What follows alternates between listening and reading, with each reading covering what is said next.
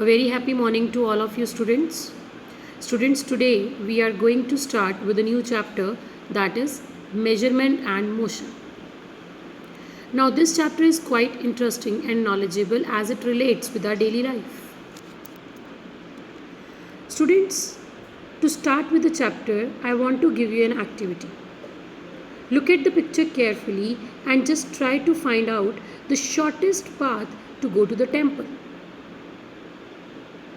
Now just think that how will you get to know that which point is more nearer to the temple? Which tool you will use in order to know it?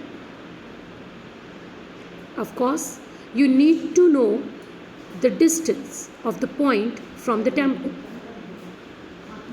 And to know the distance, which measuring tool you will use.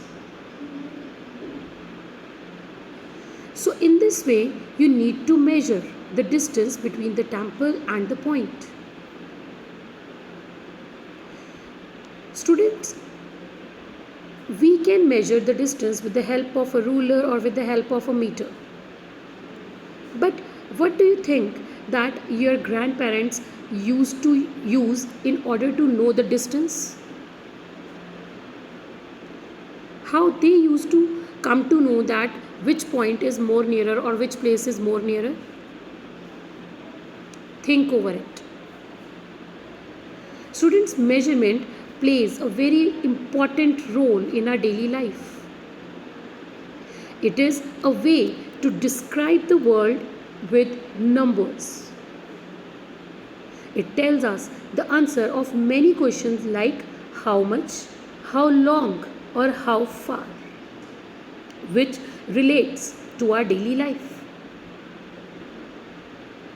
For example, measurement can tell you the amount of milk in a carton. It can also tell you the cost of your new desk.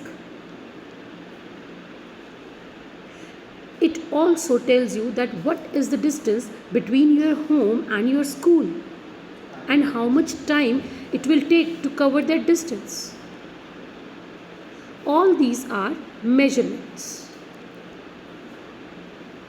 Measurement can even describe your favorite event, like how much time the player has taken to cross the finish line. Who stood first? All these are measurements. Now, there are a number of tools which are used nowadays and in the ancient times as well to measure the time. I have tried to collect it all those in one picture. Just look at the picture. This is a sundial, which was used by our ancestors when clock was not invented. It works on the principle of creation of a shadow with the movement of sun around the earth.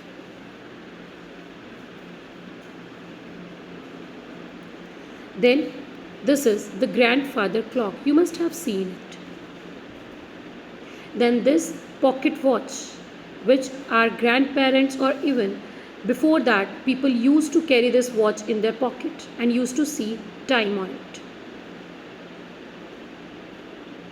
Then there was the time of sand clock also. Then the analog clock which we use nowadays and the digital clock which is most recent. So by all these clocks or all these equipments we can know the time. We can measure the time. Now let us talk a bit about history of transport. That how our ancestors they used to move from one place to another. Now think over this.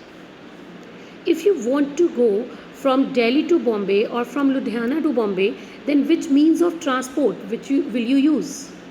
There are a number of means of transport which are available nowadays, like you can use a bus, you can use your own personal car, you can use a train, or you can even use the air mode, that is you can go there by the aeroplane. But which mode you will prefer?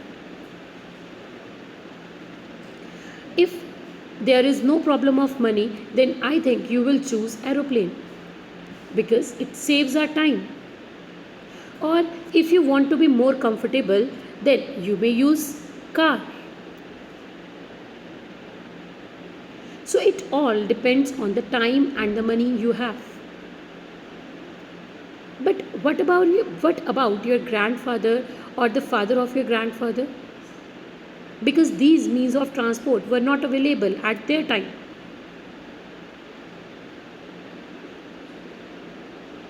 So think over it. Students, this is the timeline of transport. Around 3500 BC, wheel was used, like the cart wheel were used, or the people used to sail boats. They used to move from one place to another by the water pathway.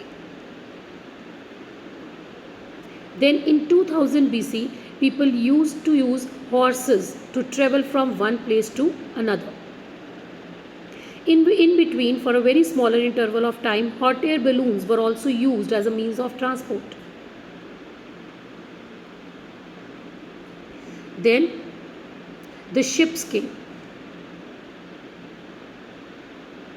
And after that, people just use bicycles to cover the smaller distances, or steam engines were also discovered.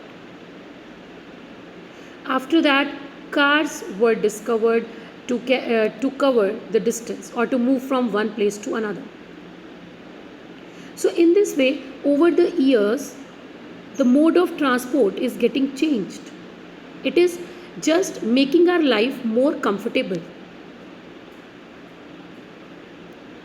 So students, you also try to find out some of the means of transport which your grandparents might have used at their time to know the distance or to cover the distance. So that's all for the today's class. Thank you. Have a nice day.